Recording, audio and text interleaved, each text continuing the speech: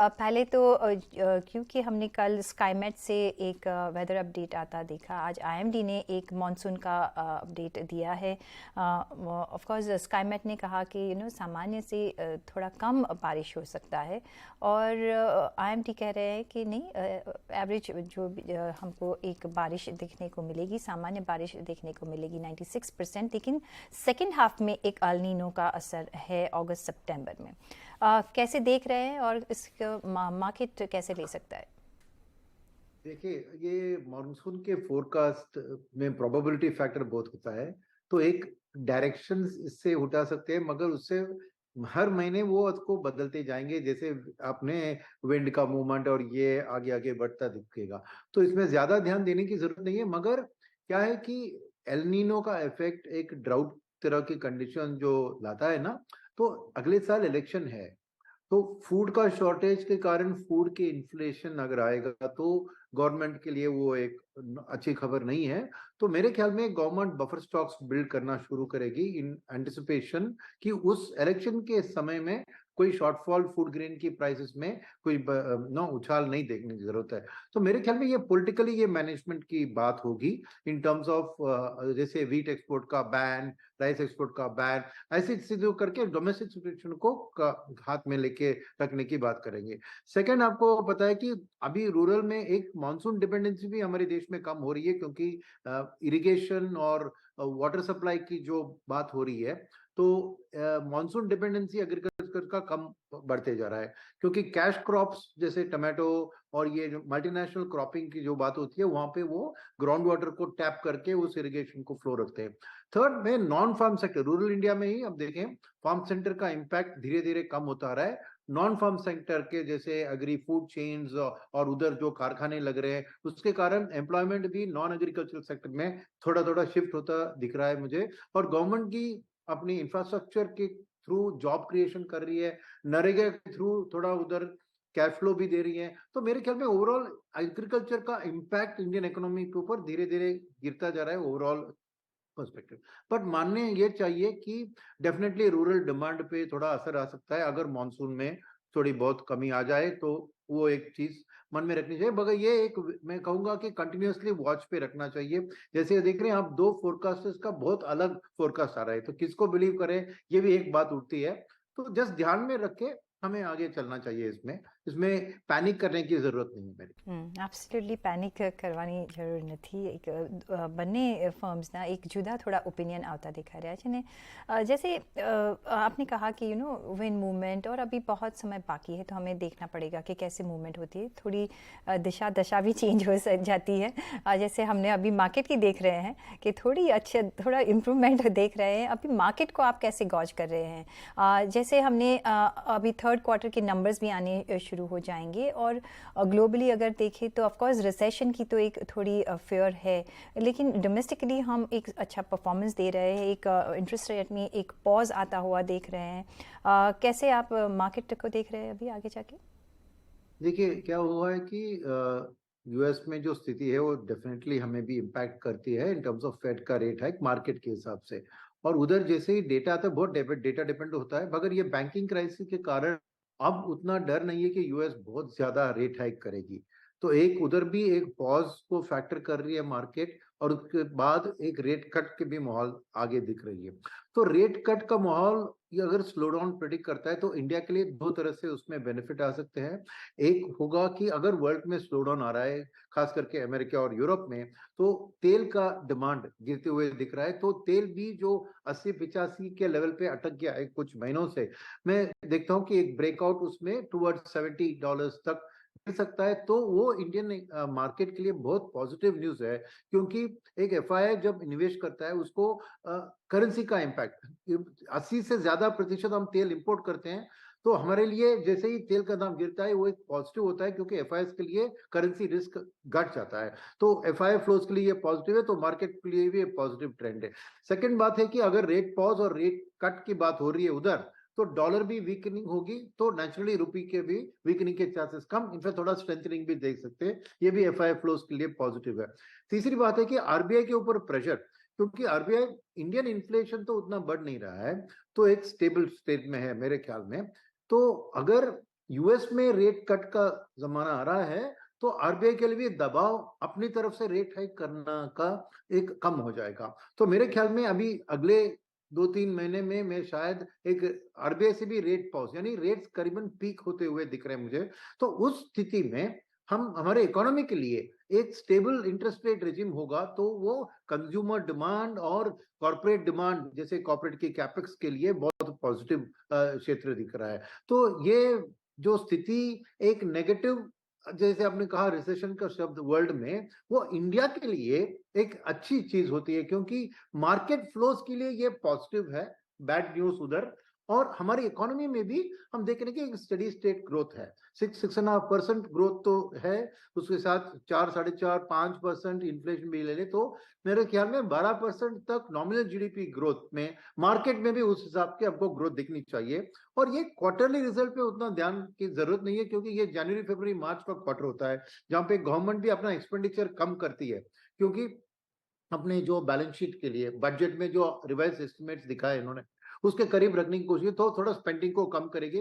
तो थोड़ा बहुत मैं समझता हूँ कि इस क्वार्टर के क्वार्टरली अर्निंग्स रिजल्ट्स पे उतना ध्यान देने, मगर गाइडेंस जो दे रहे हैं कि क्योंकि अप्रैल में जून वाला क्वार्टर, क्योंकि समर में आपको कंज्यूमर ड्यूरेबल्स जैसे washing machine, refrigerator, air coolers, इनकी डिमांड पीक होती है समर में। तो जैसे वहां पे ग्राउंड लेवल इंफॉर्मेशन आता है कि डिमांड अच्छी दिख रही है, तो वो ही एक आपको वैल्यूएशन में अपटिक दिलवा सकती है। तो ये अर्निंग सीजन में मैं एक डायरेक्शन ढूंढूंगा, नॉट सो मच कि जन फरवरी मार्च क्वार्टर में एक्चुअल अर्निंग्स क्या निकले। एक डायरेक्शन ऑफ कोर्स मिलेगा। साथ में आपने एक कहा कि अगर ग्लोबल मार्केट्स में अगर रिसेशन आता है तो एक मार्केट इनफ्लो यहाँ बढ़ेगा। कैसे आप वो देख सकते हैं, क्योंकि आपको लगता है कि जो अभी धीरे धीरे जैसे आ रहे थे और जो कि वहाँ बैंकिंग क्राइसिस आया तो अगेन वो फंड आउटफ्लो हमने देखा। इंडियन मार्केट्स में हम inflow of funds global markets की तरफ से कैसे देख रहे हैं? क्या एक सिचुएशन अभी आप देख रहे हैं कि अभी इंडिया एक मोर इंटरेस्टिंग एवेन्यू बन जाए इन्वेस्ट पैसा लाने के लिए?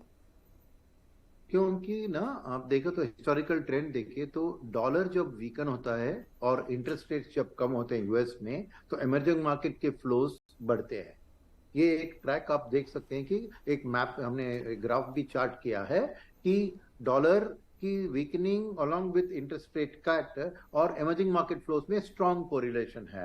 तो इस माहौल में जैसे हम एक रेट कट की एक आशा रख रहे हैं यूएस में और उसके साथ डॉलर का वीकनिंग भी देख रहे हैं, तो जरूर इमर्जिंग मार्केट के लिए ओवरऑल फ्लोज बढ़ सकते हैं from the advance countries, number 1।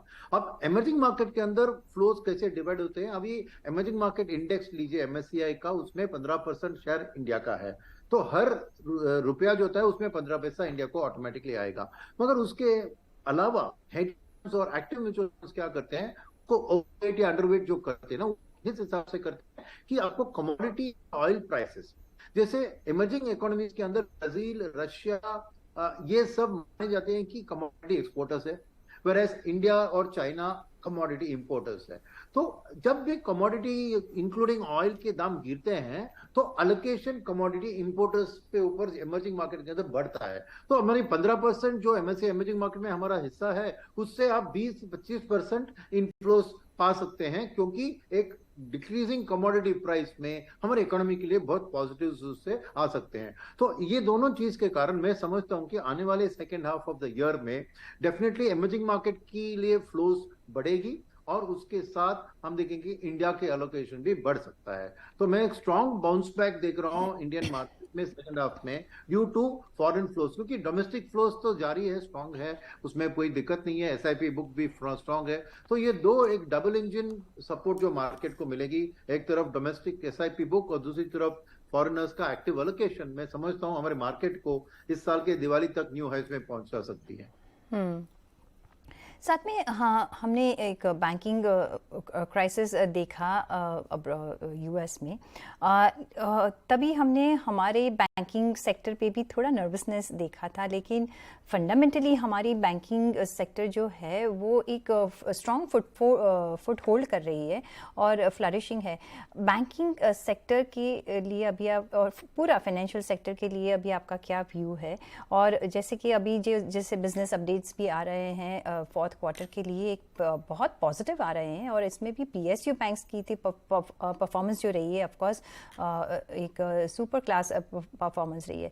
कैसे आप देख रहे हैं PSU banking sector, private banking sector और एनबीएफसीज, पूरा फाइनेंशियल सेक्टर? आगे जाके आप कौन से सेक्टर्स पसंद करेंगे और उसमें से कैसे निवेश करेंगे? देखिए, एक चीज मैं कहूंगा, 3 सेक्टर जो बैंकिंग के अंदर आपने आइडेंटिफाई किया, एक था प्राइवेट बैंक, दूसरा पीएसयू बैंक और तीसरा एनबीएफसी। तो एक चीज याद रखने की जरूरत है कि ढेर सारे बैंक्स है हर क्षेत्र में, जो अपने 3 क्षेत्र में ढेर सारे कंपनियां हैं, मगर क्वालिटी एक इंपॉर्टेंट फिल्टर है जहां पे चुनने के लिए।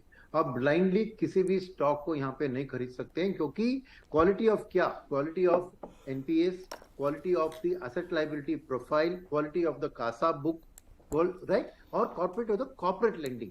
क्योंकि पिछले 3-4 साल और अगले 3-4 साल में फर्क यह है कि पिछले 3-4 साल में रिटेल लेंडिंग ने आपको बैंकिंग और एनबीएफसी सेक्टर को सपोर्ट दिया। जैसे हाउसिंग लोन्स लीजिए, पर्सनल लोन्स लीजिए, ऑटो लोन्स लीजिए, ये आपको ज्यादातर लोन बुक की ग्रोथ को दिखा रहे थे, नंबर 1।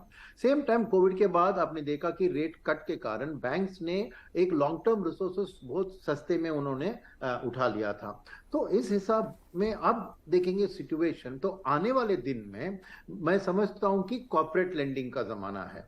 क्यों मैं कह रहा हूं कि कैपेक्स साइकिल की रिवाइवल दिख रही है, और कॉर्पोरेट्स जो लेते हैं तो बिग टिकट लोन्स लेते हैं, उसमें intensity of the branch network या स्टाफ उनकी जरूरत नहीं है। एक 100 करोड़, 500 करोड़, 10,000 करोड़ लोन देके आप अपना लोन बुक, इसलिए क्रेडिट ग्रोथ आप इतनी जबरदस्त से बढ़ते हुए दिख रहे हैं। Because corporate capex cycle revival में एक तरफ बिकॉज ऑफ 3 थिंग्स, एक गवर्नमेंट का इंफ्रास्ट्रक्चर के कारण आपको सीमेंट स्टील कंपनी जो सप्लाई करती है उनकी ऑर्डर बुक बढ़ते हुए, उनके लिए फाइनेंस की जरूरत है। सेकंड है पीएलआई स्कीम के कारण जो भी कारखाने यहाँ सेटअप हो रहे हैं एफडीआई के थ्रू आ रहे हैं, मगर अल्टीमेटली उनको सप्लाई करने वाले कॉन्ट्रैक्टर्स जो है उनको भी वर्किंग कैपिटल की जरूरत है बैंकिंग सिस्टम से। और तीसरा है प्राइवेट सेक्टर जो अपना कैपेसिटी एक्सपेंशन बढ़ाने की कोशिश कर रही है, क्योंकि हमारी कैपेसिटी यूटिलाइजेशन करीबन 77-78% पहुंच चुकी है, वो लॉन्ग टर्म एवरेज से 2-3% ज्यादा है। तो ये कॉर्पोरेट कैपेक्स का जो ड्राइव हो रहा है इन तीनों के कारण, उसका डिमांड अब कौन उसको सेटिस्फाई करेगा, यहां पे मैं समझता हूं कि पीएसयू बैंक्स का उसमें स्ट्रॉन्गर हाथ है। क्यों? एक बिग टिकट लोन देने की शक्ति होनी चाहिए, नंबर 1, कॉम्पिटिटिव प्राइसिंग देने की शक्ति होनी चाहिए, और तीसरी उनके पास उनके एनपीए लेवल्स और ये अच्छी मैनेज होने की जरूरत है, और उनके पास कासा बुक भी, क्योंकि उनका रिटेल प्रेजेंस रूरल इंडिया में से उनको सेविंग्स अकाउंट्स इतना जनधन योजना के बाद मैक्सिमम एडवांटेज होनी मिला।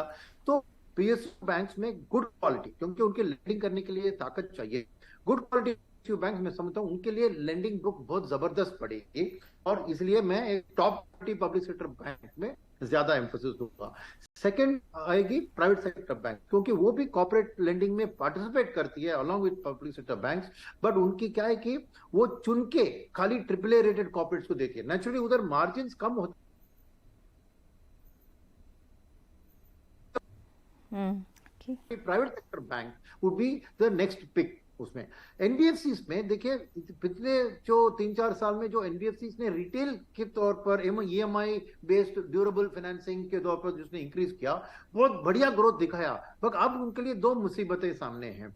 एक ये है कि ऑलरेडी ग्रोथ बहुत बढ़ चुकी है, तो आने वाले दिन में ये सेम पेस ऑफ ग्रोथ क्या बढ़ सकती है रिटेल में, वो एक इशू है, क्योंकि इस मॉनसून की असर के कारण अगर रूरल इनकम्स बढ़ेंगे क्या वो लोन लेंगे, वो एक बात। सेकेंड, एनबीएफसी के लिए कॉस्ट ऑफ फंडिंग, क्योंकि बैंक्स ही लेंड करते हैं ना एनबीएफसी को, या डेट कैपिटल मार्केट्स। अभी वो इनकम टैक्स में जो चेंज आया बिल में, फाइनेंस बिल में, कि आपको म्यूचुअल फंड से टैक्सेशन का एडवांटेज निकाल दिया गया, तो क्या हो गया कि mutual funds as a source of financing कम हो जाएंगे, क्योंकि फ्रेश पैसा म्यूचुअल फंड्स को उतना नहीं मिलेगा, उतना बैंकिंग सिस्टम को जाएगा। तो बैंकिंग सिस्टम नेचुरली 1 या 2% ज्यादा लेंडिंग रेट रखेगी एनबीएफसी के लिए। तो एनबीएफसी के लिए क्या होगा, उनकी कॉस्ट ऑफ फंडिंग थोड़ी बढ़ेगी, एट द सेम टाइम उनके लिए लेंडिंग ग्रोथ रेट जो पुरानी थी पिछले 3-4 साल में उतना नहीं होगा, और जी कॉर्पोरेट स्पेस में उतना एनबीएफसी का एक एक्सेस नहीं है, क्योंकि वर्किंग कैपिटल फाइनेंसिंग के लिए या फिर टर्म लोन देने के लिए उनके पास उतना शक्ति नहीं है। तो एनबीएफसी में चुन के मैं चुनूंगा कुछ क्वालिटी जो उसका कॉर्पोरेट में थोड़ा एक्सपोजर है उसको चुनूंगा। जी बट ओवरऑल मेरे पर्सपेक्टिव में number 1 would be top quality public sector bank, number 2 will be top quality private sector bank, उसके बाद टॉप क्वालिटी एनबीएफसी। इस ऑर्डर में मैं, बट ओवरऑल इस स्पेस का ग्रोथ मैं बहुत जबरदस्त देख रहा हूं। और बिकॉज ऑफ द क्राइसिस जो सिलिकॉन वैली बैंक और क्रेडिट स्विस बैंक के कारण जो एक दबाव आया था उनके वैल्यूएशंस के ऊपर, वो एक बहुत बढ़िया बाइंग अपॉर्चुनिटी दिलवा रही है बैंकिंग स्टॉक्स के अंदर इंडिया में। बैंकिंग सेक्टर के अलावा आप कौन से सेक्टर्स अपने पोर्टफोलियो में रखना पसंद करेंगे अभी 24 के लिए? मेरे लिए इंडस्ट्रियल्स, क्योंकि इंडस्ट्रियल्स में ही हमारी कॉर्पोरेट सेक्टर की रिवाइवल डिपेंडेंट है। अभी इंडस्ट्रियल्स कहने से एक बहुत बड़ा वाइड स्पेस है, उसमें ईपीसी कॉन्ट्रैक्टर्स होंगे, सीमेंट होंगे, कैपिटल गुड्स सप्लायर्स होंगे, या लॉजिस्टिक्स और इंफ्रास्ट्रक्चर होगा, तो commercial vehicles, heavy commercial vehicle segment, क्योंकि ये गुड्स को ट्रांसपोर्ट करने की जरूरत पड़ेगी। तो एक इंडस्ट्रियल्स को एक ब्रॉड हम ये सेक्टर मानकर लेंगे, तो वहीं पे मैं देख रहा हूं कि ऑर्डर बुक की बहुत जबरदस्त बढ़त होगी और वैल्यूएशन भी उसके कारण बढ़ जाएगी बिफोर अर्निंग्स फॉलो। अब तो खाली अर्निंग्स को ट्रैक करेंगे तो शायद इंडस्ट्रियल्स आपको अट्रैक्टिव नहीं लगेंगे, मगर ऑर्डर बुक को ट्रैक करके आप 3 से 5 साल होल्ड करेंगे तो मेरे लिए बैंकिंग के अलावा इंडस्ट्रियल्स एक स्ट्रॉन्ग पिक है। सेकेंड पिक होगी कंज्यूमर डिस्क्रिशनरी, जो मैं कहूंगा उसके अंदर एक कंज्यूमर ड्यूरेबल, जो इस समर में मैं एक्सपेक्ट कर रहा हूं कि एक अच्छा बाउंस बैक दिखेगा, क्योंकि 2-3 साल कोविड के कारण समर की जो ग्रोथ नॉर्मली होती है कंज्यूमर ड्यूरेबल में उतना नहीं हुआ, नंबर 1। नंबर 2, ऑटो के लिए मैं बहुत बुलिश हूं, दोनों रेगुलर मैन्युफैक्चरिंग आईसी इंजन और ईवी में, क्योंकि ईवी में नंबर स्मॉल है अभी, मगर इंक्रीजिंगली अडॉप्शन ऑफ ईवी बढ़ रहा है। तो ईवी के कारण जो कैपेक्स इन्वेस्ट करें ऐसी कंपनियों की वैल्यूएशन थोड़ी बेहतर बढ़ेगी। और सेकंड, रेगुलर कंजम्पशन में भी ऑटो के लिए माहौल अच्छा है, क्योंकि एक रिवाइवल में देख रहा हूं ऑटो सेगमेंट में। तो कंज्यूमर डिस्क्रिशनरी अंदर मेरे को ऑटो एक अच्छा पिक है। और हाउसिंग, दो interest rates, housing loan interest rates करीबन 200 बेसिस पॉइंट्स बढ़ चुके हैं, फिर भी आप देखें कि even now high and properties में कोई डिसेलरेशन नहीं दिख रहा है, डिमांड अभी भी है स्ट्रांग फॉर हाउसिंग सेक्टर। सो शायद लोगों का जो एक expanding their house from 2 bedroom to 3 bedroom, या फिर going slightly out of city, ऐसी चीजें अभी भी इम्पैक्ट कर रही है। तो हाउसिंग के लिए भी मैं फ्यूचर, क्योंकि एक इंटरेस्ट रेट का इम्पैक्ट मैं नहीं देख रहा हूं in terms of demand for housing. तो मेरे लिए कंज्यूमर ड्यूरेबल्स, ऑटो और हाउसिंग अंडर कंज्यूमर डिस्क्रिशनरी भी एक अच्छी चीज है। तो नेचुरली हाउसिंग में मेंशन कर रहा हूं, तो उसके साथ रियल एस्टेट का भी एक हिस्सा उधर आ जाएगा, कंस्ट्रक्शन एंड रियल एस्टेट भी अच्छे सेक्टर होंगे। जी, on that note Sunil ji, बहुत शुक्रिया आपका हमारे साथ जुड़ने के लिए और आपके व्यूज़ हमारे साथ शेयर करने के लिए। અને સાથે જ અહીંયા